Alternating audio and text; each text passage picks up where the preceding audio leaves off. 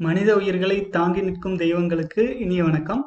இன்னைக்கு பார்த்தீங்க அப்படின்னா, இவ்வளவு நாள் அனுபவங்கள் அப்படிங்கிற பதிவு ரொம்ப மிஸ் ஆயிட்டு இருந்தது. சகோதரர்கள் கேட்டுட்டே இருந்தீங்க.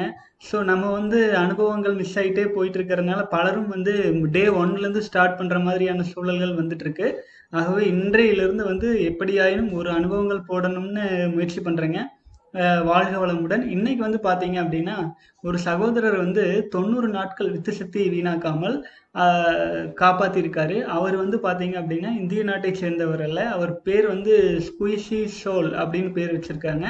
அவருடைய அனுபவங்களை நம்மகிட்ட ஷேர் பண்ணிக்கிறாரு. வேற கலாச்சாரம், வேற நாடாக இருந்தாலும் வித்து சக்தி என்பது பொதுவாக இருப்பதால் அவரின் அனுபவங்களை நமக்கு தகுந்தாற் போல எடுத்துக்கொண்டு நம் பயணத்தை தொடங்கலாம்ங்க. ஓகே, அவருடைய வார்த்தைகளில் அவர் என்ன சொல்றாரு அப்படிங்கிறத பார்க்கலாம். ஓகே, அவர் சொல்றதாகவே நான் சொல்லி இந்த வீடியோவை எடுத்துட்டு வரேங்க. வாழ்க வளமுடன். நான் வெற்றிகரமாக சாதிச்சிட்டேன். 90 நாட்கள் என்னுடைய பைக்குள்ள வந்தாச்சு. ஹார்ட் மோட், அதாவது வித்து சக்தி வீணாக்கவில்லை.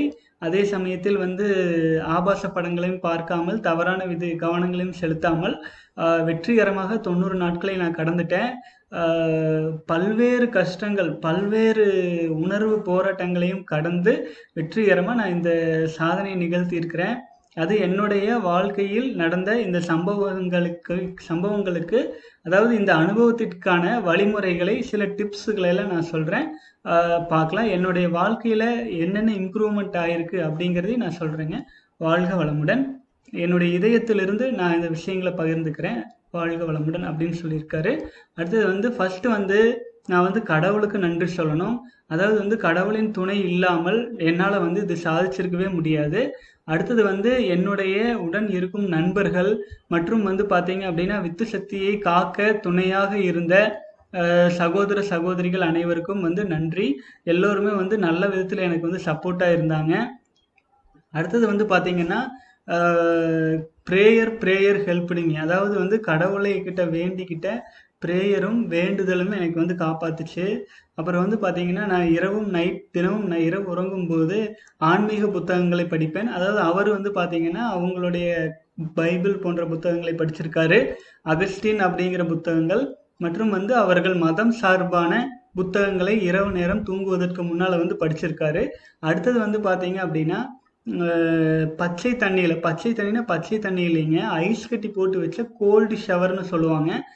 அதிகாலையில் எந்திரிச்சோடனே தலையில் ஊற்றி குளிக்கிறது. காலையிலும் இரவு தூங்குவதற்கு முன்பாகவும் இந்த மாதிரி கோல்டு ஷவர் பண்ணிட்டு படுக்கும் பொழுது வித்து சக்தியை வீணாக்குவதற்கான எண்ணங்கள் தோன்றாமல் மன உறுதியோடு நான் கடந்து வந்தேன் அப்படின்னு சொல்கிறாருங்க. அப்புறம் பார்த்தீங்க அப்படின்னா ஒவ்வொரு நாளும் பார்த்தீங்கன்னா அவர் நாளுக்கு நாள் வலிமையாகவும் ஸ்ட்ராங்காகவும் இருந்ததா சொல்ல வர்றாரு.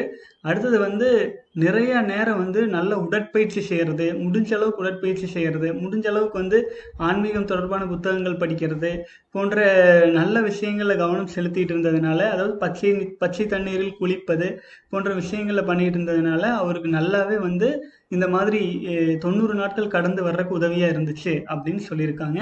அடுத்தது என்னுடைய வாழ்க்கையில் ஏற்பட்ட இந்த முன்னேற்றங்கள் பார்த்தீங்கன்னா உண்மையிலேயே வார்த்தைகளால் சொல்ல முடியாது. அந்த அளவுக்கு நான் என்னுடைய பல்வேறு விதமான திறமைகளை இதில் நான் வளர்த்திட்டேன். அப்புறம் இந்த மாதிரியான ஒரு முன்னேற்றத்தை என்னுடைய வாழ்க்கையில் நான் பார்த்ததே கிடையாது. நான் பார்த்தீங்கன்னா முதல்ல பார்த்தீங்கன்னா கோயில்களில் ப்ளஸ் ஆன்மீக விஷயங்களில் போகும்போது எனக்கே ஒரு மாதிரி அவமானமாக இருக்கும். இப்போ நான் அதிலெல்லாம் எனக்கு அந்த மாதிரி எந்த உணர்வுமே இல்லை.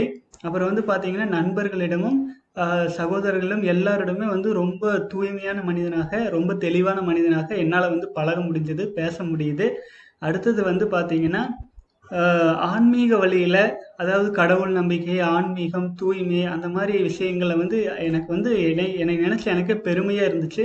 எனக்குள்ள எந்த ஒரு குற்ற உணர்வுமே இல்லை. அப்புறம் பார்த்தீங்க அப்படின்னா பெண்கள் என் மேலே அபரிமிதமான ஈர்ப்பு அதிகமானதை என்னால் உணர முடிஞ்சிச்சு. இப்போ பார்த்தீங்கன்னா சாதாரணமாக ஒரு ஒரு ஒரு இடத்திற்கு செல்லும்போது என்னை பற்றி அறியாத பெண்கள் கூட என்னிடம் தானாக பேசுவதையும் என்னை பார்த்து சிரிப்பதையும் பார்த்து எனக்கு உண்மையிலேயே பெருமையாக இருந்துச்சு. அப்போது ஒரு ஒரு ஹோட்டலுக்கு போய் சாப்பிடும்போது கூட அங்கே வெயிட்ரஸாக இருக்கும் பெண் பார்த்து நமக்கு ஸ்பெஷலாக ஒரு கவனம் செலுத்தி நம்மளை கவனிக்கிறது. அது மட்டும் இல்லாமல் பார்த்தீங்கன்னா காலேஜில் இருக்கும்போது தன்னை விட ஜூனியர் இதில் இருக்கும் பெண்கள் வந்து நம்மளையே பார்த்துட்டு இருக்கிறது. இது மாதிரி வந்து பெண்கள் விஷயத்தில் வந்து எனக்கு நல்ல இம்ப்ரூவ்மெண்ட் கிடைச்சிது. அடுத்தது வந்து பார்த்தீங்க அப்படின்னா என்னுடைய பள்ளியில் வந்து எப்பவுமே நான் வந்து ஏ கிரேடு தான் முதல்ல எடுத்துட்டு இருப்பேன். ஆனால் வந்து இந்த ஆபாச படங்கள் மற்றும் இது போன்ற விஷயங்களை நான் கவனிக்க ஆரம்பித்த பின்னாடி அது வந்து பி கிரேட் ஆகி சி கிரேட் ஆகி பின்னோக்கியே போயிட்டு இருந்துச்சு. ஆனால் இப்போ என்னாச்சு அப்படின்னா ஆட்டோமேட்டிக்காக திரும்பவும் வந்து ஏ கிரேடு வந்துட்டு எனக்கு இது ரொம்ப பிடிச்சிருக்கு, ரொம்ப சந்தோஷமாக இருக்குது.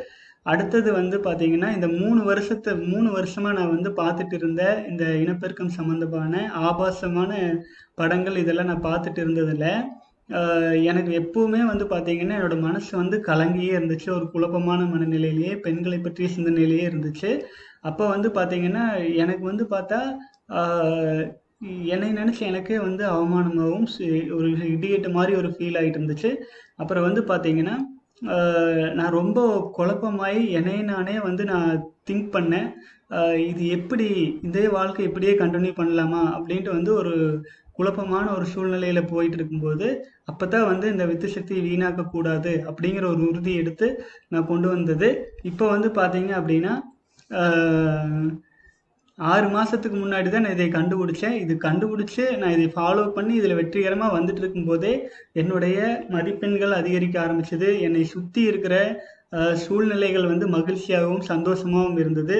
அடுத்தது வந்து பார்த்தீங்க அப்படின்னா 2 மாதம் முதல்ல ஒரு தடவை 2 மாதம் கழித்து நான் வந்து வித்து சக்தியை வீணாக்கினேன். அப்போ வந்து பார்த்தேன் மறுபடியுமே என்னுடைய 60 நாட்கள் வித்து சக்தியை காப்பாற்றி வீணாக்கணும்னா மறுபடியும் ஏ கிரேட்லேருந்து பி கிரேடுக்கு பி கிரேட் அண்ட் சி கிரேடுக்கு போக ஆரம்பித்தேன். மறுபடியும் சோம்பேறித்தனம் வந்து என்னை தொத்திருச்சு. அடுத்தது வந்து அப்போ தான் நான் வந்து முடிவு பண்ணேன் இனிமேல் வித்து சக்தியை காப்பாற்றுறது என்னோட வாழ்க்கை பயணமாக இருக்கும் அப்படின்ட்டு. இப்போ சொர்க்கத்தை நோக்கிய பயணத்தில் என்னுடைய 90வது நாளில் வெற்றிகரமாக நான் போயிட்டுருக்கிறேன் அப்படின்னு சொல்கிறாங்க. அடுத்தது எனக்கு வந்து எந்த ஒரு எண்ணமோ இல்லை தூண்டுதலோ எதுவுமே கிடையாது திரும்பவும் இந்த இனப்பெருக்கம் சம்பந்தமான ஆபாசம் சம்பந்தமான படங்களை பார்ப்பதற்கு. ஸோ இந்த 90 நாட்களில் வந்து நான் வந்து ரொம்ப ஆழமாக என்னுடைய ஆன்மாவினுள் நான் வந்து ஊடுருவி இருக்கிறத என்னால் உணர முடியுது. என்னுடைய மனசு, தைரியம், தன்னம்பிக்கை எல்லாமே வந்து உயர்ந்திருக்குது. கடைசியில் வந்து பார்த்தீங்க அப்படின்னா என்னுடைய சகோதரர் அலெக்சாண்டர் ரோட்ஸுக்கு வந்து அப்புறம் வந்து பார்த்தீங்கன்னா நான் நன்றி சொல்லிக்கிறேன். ஏன்னா எனக்கு வந்து இந்த பயணத்தில் வந்து ரொம்பவே உதவியாக இருந்தார். அடுத்தது வந்து பார்த்தீங்கன்னா கடவுளுக்கும் நண்பர்களுக்கும் இதை வந்து வெற்றிகரமாக ஃபாலோ பண்ணி கொண்டு வர உதவி அனைவருக்கும் வந்து நான் மனமார்ந்த நன்றியை தெரிவிச்சுக்கிறேன் அப்படின்ட்டு வந்து முடிச்சிருக்காருங்க. இப்போ இதுலேருந்து நமக்கு என்ன தெரிய வருதுன்னு பார்த்தீங்கன்னா சகோதரர் வந்து காலேஜில் படிச்சுட்டு இருக்கிறாரு. காலேஜில் படிச்சுட்டு இருக்கிற இந்த சமயத்தில் பல்வேறு இன்னல்கள் ப்ளஸ் வந்து இந்த ஆபாசம் மற்றும் இனப்பெருக்கம் சம்மந்தமான விஷயங்களை கவனம் செலுத்தி தன்னுடைய எனர்ஜி எல்லாத்தையுமே வீணாக்கி நல்ல மதிப்பெண் எடுத்துகிட்டு இருந்த மாணவர் வந்து ஏ கிரேட்லேருந்து பிசின்ட்டு ரொம்ப கீழே இறங்கியிருக்காரு. அதே சமயத்தில் வந்து ஒரு டிப்ரெஷன், ஒரு மன அமைதி இல்லாத ஒரு சூழ்நிலையில் வாழ்ந்துட்டு இருந்த சமயத்தில் இந்த வித்து சக்தியை காப்பாற்றுறதுக்காக ஒரு முயற்சி எடுத்து ஒரு 60 நாட்கள் பயணம் எடுத்திருக்காரு. அதில் நிறைய பாசிட்டிவ் மாற்றங்கள்லாம் வந்திருக்கு. ஆனால் அதுக்கப்புறம் திரும்பவும் இதே ட்ராக்ல உள்ள விழுந்த உடனே மறுபடியும் வந்து அவர் பி கிரேட் சி கிரேட், அதாவது அந்த மனம் வந்து மூளையில் வந்து இந்த வித்து சக்தியின் பவர் குறையும் போது அந்த சோம்பேறித்தனம், அப்போ வாழ்க்கையில் எதுவுமே அச்சீவ் பண்ணணுங்கிற எண்ணம் எல்லாம் இல்லாமல் போகிறது, அந்த மாதிரி ஒரு சுழலில் சிக்கிக்கிறாங்க. திரும்பவும் வந்து 90 நாட்கள் வித்து சக்தியை காப்பாற்றணும் அப்படிங்கிற ஒரு மோட்டிவில் எடுத்துகிட்டு வந்தோடனே அவர் இப்போ திரும்பவும் பிக்கப் ஆகிட்டாரு. வெற்றிகரமாக 90 நாள் முடிச்சுட்டு அவர் வந்து தன்னுடைய பயணத்தை வந்து இனிதே தொடர்ந்துட்டு இருக்காரு. உண்மையிலே வந்து பார்த்தீங்க அப்படின்னா இதே மாதிரி தான் எந்த ஒரு மனிதனும் யாருமே எந்த குறையோட பிறக்கலைங்க. நம்மக்கிட்ட இருக்கிற குறையை வந்து நம்மளா உருவாக்கிக்கிறது தான். அப்போது நம்மக்கிட்ட இறைவனால் கொடுக்கப்பட்ட அந்த சக்தியை கூட வீணாக்கணும் அப்படின்னா நம்மளை வந்து காப்பாற்றுறதுக்கு வேற ஒன்றுமே வரப்போகிறது கிடையாது. எல்லோருமே புரிஞ்சுக்கணும். ஒரே ஒரு சொட்டு வித்தனம் வீணாக்கும் போது பல லட்சம் உயிரணுக்கள் வீணாகுதுங்கிறத உணர்ந்து நம்முடைய வாழ்க்கையை சிறப்பாகவும் தெளிவாகவும் எடுத்துகிட்டு போகணும். செலிபசி சொந்தங்களுக்கு இனிய வணக்கம். மேலும் நம்முடைய சேனலை சப்ஸ்கிரைப் பண்ணாமல் இருந்தால் சப்ஸ்கிரைப் பண்ணிக்கங்க. நண்பர்களுக்கும் சகோதரர்களுக்கும் ஷேர் பண்ணுங்கள். தொடர்ந்து பயணம் செய்யலாங்க. அப்புறம் உங்களுடைய கேள்விகள் மற்றும் கமெண்ட்ஸுகளை வந்து கீழே கமெண்ட்ஸில் போடுங்க. celibacy@gmail.com மெயில் பண்ணி விடுங்க.